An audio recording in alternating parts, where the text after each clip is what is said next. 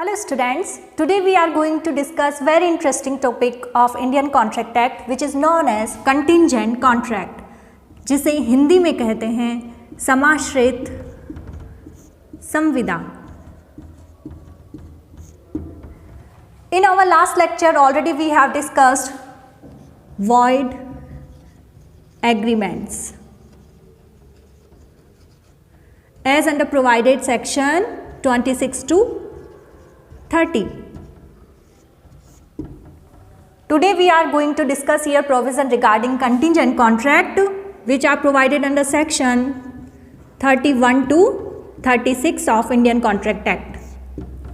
भारतीय संविदा अधिनियम 1872 की धारा 31 से 36 के अंतर्गत जो समाश्रित संविदा के बारे में प्रावधान है, आज हम उनको जानेंगे।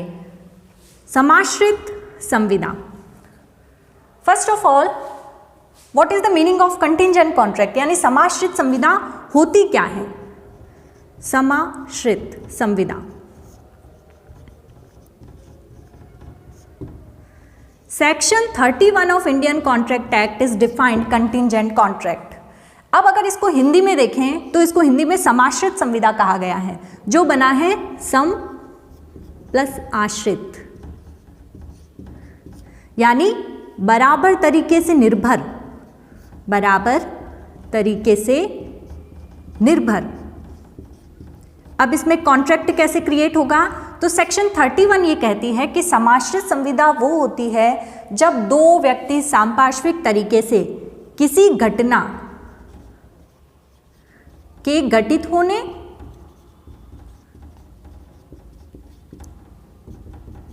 या घटित न होने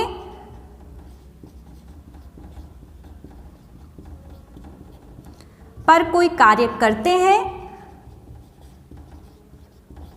या कार्य नहीं करते हैं। तो समाश्रित संविदा क्या हुई? समाश्रित, एक दूसरे पर निर्भर संविदा, जब दो व्यक्ति ऐसा कोई कॉन्ट्रैक्ट क्रिएट करते हैं जो किसी घटना पर निर्भर होता है। अब घटना कैसी हो सकती है? वह घटित भी हो सकती है और घटित ना हो, ऐसा भी हो सकता है। तो ये जो कंडीशंस है, इन कंडीशन में अगर कोई व्यक्ति कहता है कि ये कार्य करना है या नहीं करना है, तो ये इस इवेंट पर जो डिपेंड करती है वो कॉन्ट्रैक्ट होती है contingent contract, based on any event. Like किसी घटना के घटित होने या ना होने पर, डज और डज नॉट हैपन, हो भी सकता है और नहीं भी हो सकता है। टू डू समथिंग और नॉट टू डू समथिंग, कुछ करने के लिए और कुछ ना करने के लिए हो सकता है।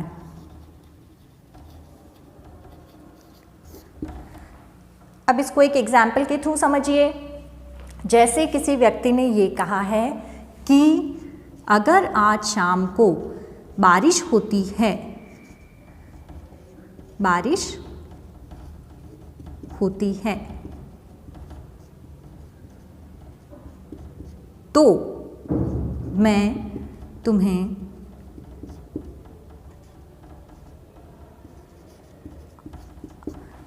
अपने घर पर 2 दिन रहने दूंगा। क्या कहा? बारिश का होना, सच इवेंट कैन डज और डज नॉट हैपन, अनिश्चित घटना है, शाम को बारिश हो भी सकती है और नहीं भी हो सकती है। किसी को ये पता नहीं है कि ऐसी घटना होगी या नहीं होगी, किसी कार्य को करना या न करना। ये कहा है कि अगर बारिश होती है तो मैं आज तुम्हें 2 दिन के लिए अपने घर में रहने दूंगा। अब शाम को अगर बारिश होती है तो 2 दिन के लिए रह सकता है, और अगर बारिश नहीं होती है तो 2 दिन के लिए नहीं रह सकता है। तो इसके लिए एसेंशियल एलिमेंट क्या हुई? सबसे पहला हुआ अनसर्टेन इवेंट है, अनसर्टेन इवेंट।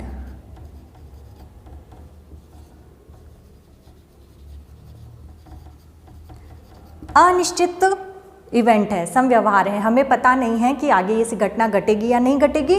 तो इस तरीके से जब कोई घटना किसी कार्य को करने या न करने पर निर्भर करती है, वह समाश्रित संविदा कहलाती है। इसका बेस्ट एग्जाम्पल है इंश्योरेंस। हम सभी बीमा करवाते हैं, तो वो किसी घटना के घटित होने पर या नहीं घटित होने पर ही लागू होती है। तो ऐसी जो बीमा पॉलिसी होती है, इंश्योरेंस होती हैं, वो कंटीजेंट कॉन्ट्रैक्ट के अंतर्गत आते हैं, लेकिन एक इसका एक्सेप्शन है। लाइफ इंश्योरेंस यानी जीवन बीमा जो है वो समाश्रित संविदाओं के अंतर्गत नहीं आता है, इसे कॉन्ट्रैक्ट ऑफ इंडेमनिटी के अंतर्गत यानी क्षतिपूर्ति की संविदा के अंतर्गत माना गया है। जब कॉन्ट्रैक्ट एक्ट की सेक्शन 124 एंड 125 पढ़ेंगे तो उसमें कॉन्ट्रैक्ट ऑफ इंडेमनिटी यानी क्षतिपूर्ति की संविदा के बारे में प्रोविजन है। तो लाइफ इंश्योरेंस जो है वो क्षतिपूर्ति की संविदा के अंतर्गत आता है। बाकी जो इंश्योरेंस है other than life insurance, all other insurance are included under section 31 of Indian contract act and known as contingent contract. उन्हें समाश्रित संविदा कहा जाता है। ये इसका पहला पोर्शन हुआ। तो सेक्शन 31 जो है वो समाश्रित संविदा को डिफाइन करती है। अब है सेक्शन 32। सेक्शन 32 ये कहती है कि बेस्ड ऑन इवेंट हैपनिंग, यानी ऐसा कोई कार्य जो भविष्य में हो सकता है। तो इसकी एसेंशियल एलिमेंट्स क्या हुई? ये किसी इवेंट पर निर्भर करता है, हैपनिंग इवेंट पर, जो ऐसा कोई कार्य हो सकता है। पहला तो ये होगा कि अनसर्टेन इवेंट है, यानी पार्टीज को ये पता नहीं है कि ऐसा इवेंट या समव्यवहार होगा या नहीं होगा। दूसरा, ये फ्यूचर इवेंट है, भावी समव्यवहार है, यानी ये वर्तमान में नहीं है और ये भूत में नहीं है, पास्ट में और प्रेजेंट में एप्लीकेबल नहीं है, क्योंकि पास्ट भी लोगों को ध्यान है कि क्या हो चुका है और प्रेजेंट जो भी चल रहा है उसमें क्या हो रहा है पता है। लेकिन समाश्रित संविदाएं क्या होती है? घटना के संबंध में होती है, जो घट भी सकती है, नहीं भी घट सकती हैं। तो यहाँ ये कह रहा है बेस्ड ऑन इवेंट हैपनिंग, ऐसा कोई कार्य जो हो सकता है लेकिन वह कार्य कैसा है? अनिश्चित है। दूसरा, भविष्य पर आधारित है, और इसके बाद अगर वह इवेंट होगा तो डू समथिंग, ऐसा इवेंट होने पर कुछ करना है, या अगर मना किया है तो टू डू नॉट समथिंग, तो उस कुछ को नहीं करना है। ये फ्यूचर इवेंट पर डिपेंड करेगा। लेकिन अगर ऐसी कंडीशन अनसर्टेन इवेंट हैपनिंग खत्म हो जाती है तो कॉन्ट्रैक्ट वॉइड हो जाता है। सेक्शन 32 ये कहता है। सेक्शन 33 जो है वो सेक्शन 32 का अपोज है, उल्टी बात करता है। सेक्शन 32 ये कहता है based on event happening, and section 33 ये कहता है based on event not happening, यानी किसी कार्य को नहीं करने से संबंधित है। इसकी एसेंशियल एलिमेंट्स वही रहेंगी जो सेक्शन 32 की है। अनसर्टेन इवेंट है, फ्यूचर इवेंट है, लेकिन यहाँ पर किसी कार्य को करने के लिए कहा है, यहाँ इन्होंने इनकार किया है कि किसी कार्य को नहीं करना है। यानी अगर ऐसा कोई इवेंट है जो नॉट हैपनिंग डिपेंड करता है तो उसको नहीं करना है। तो इसका मतलब क्या हुआ? सेक्शन 31 ने तो डिफाइन कर दिया है कि किसी घटना के घटित होने या नहीं घटित होने पर कोई कार्य करना है या नहीं करना है। सेक्शन 32 ने ये कहा है कि बेस्ड ऑन इवेंट हैपनिंग, ऐसा कोई कार्य जो होने वाला है, और based on event not happening which is provided under section 33। अब सेक्शन 34 क्या कहता है? सेक्शन 34 डीम्ड इम्पॉसिबल इवेंट की बात करता है, यानी संभावित असंभव घटना। इसकी एसेंशियल एलिमेंट्स क्या है? यह भविष्य की घटना पर निर्भर करेगा। ये सारी जो सेक्शन है ये फ्यूचर इवेंट के बारे में बात कर रही है, भविष्य की घटना के बारे में होगा। और दूसरा, जीवित व्यक्ति के समव्यवहार पर निर्भर है, समव्यवहार पर निर्भर। यदि कोई जीवित व्यक्ति के समव्यवहार पर निर्भर संविदा है जो भविष्य की घटना के बारे में तय करती है और उसमें संभावित असंभव घटना शामिल है, तो वह सेक्शन 34 के अंतर्गत आएगी। तो ये सारी कंटीजेंट कॉन्ट्रैक्ट होती है। सेक्शन 35 क्या कहता है? ये कहता है स्पेसिफाइड टाइम होना चाहिए। यहाँ तो क्या कहा? इम्पॉसिबल इवेंट है, लेकिन सेक्शन 35 में स्पेसिफाइड इवेंट है विद इन फिक्स टाइम, यानी इसमें क्या है? विनिर्दिष्ट घटना और समय निर्धारित। जब दो पार्टी ने कोई समाश्रित संविदा की है और उन्होंने विनिर्दिष्ट स्पेसिफिक इवेंट को चूज कर लिया है और समय निर्धारित कर लिया है, तो अगर ऐसी स्पेसिफिक जो घटना है वो किसी कारण से असंभव हो जाती है, इम्पॉसिबिलिटी, उसको करना इम्पॉसिबल हो जाता है। और दूसरा, time has barred, time is barred, उसको करने के लिए समय बीत चुका है। जैसे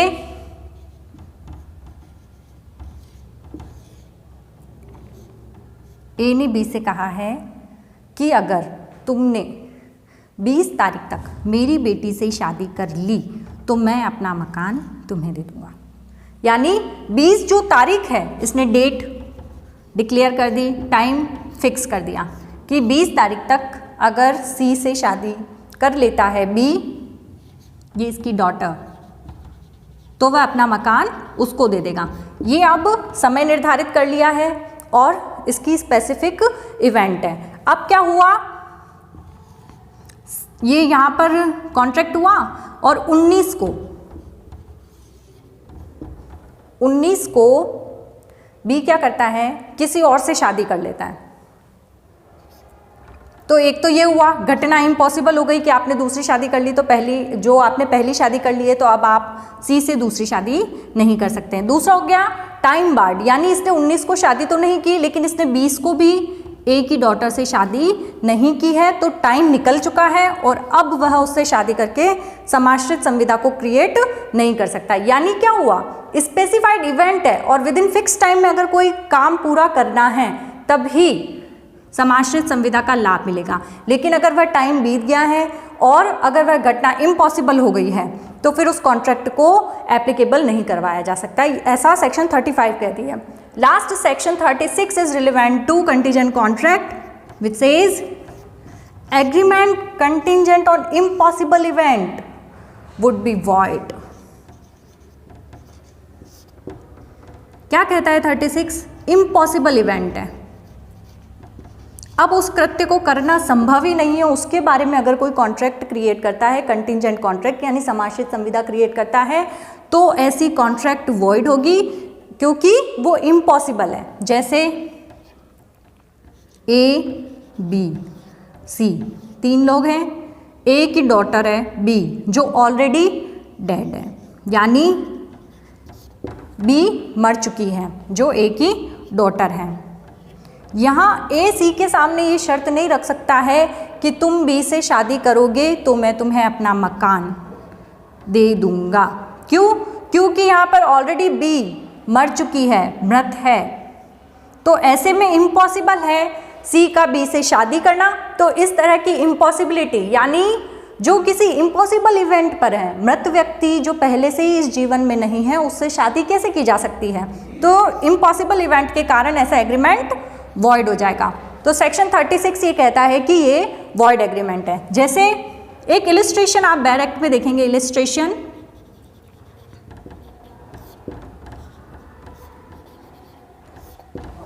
to similar line can not be matched, यानी ए बी से कहता है कि एक समानांतर रेखा को दूसरे कोने से कैसे मिलाया जाए।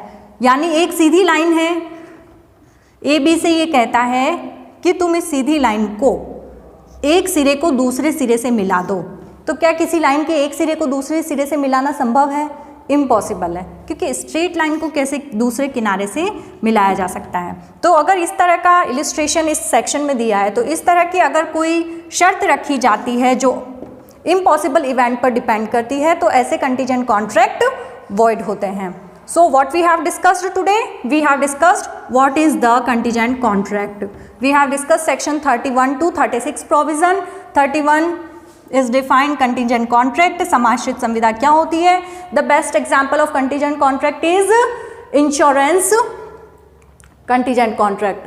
But the life insurance is exception of contingent contract, as life insurance is part of contract of indemnity which is provided under section 124 of Indian Contract Act. Section 32 is relevant to based on event happening, किसी घटना के घटित होने पर। Section 33 is relevant to based on event not happening. Section 34 is relevant to impossible event depend on future conduct of a living person. Section 35 is relevant to specified event plus within fixed time. Otherwise, these kind of contingent contract would be void. And the last section 36 is relevant to impossible events are void. Impossible events. Thank you.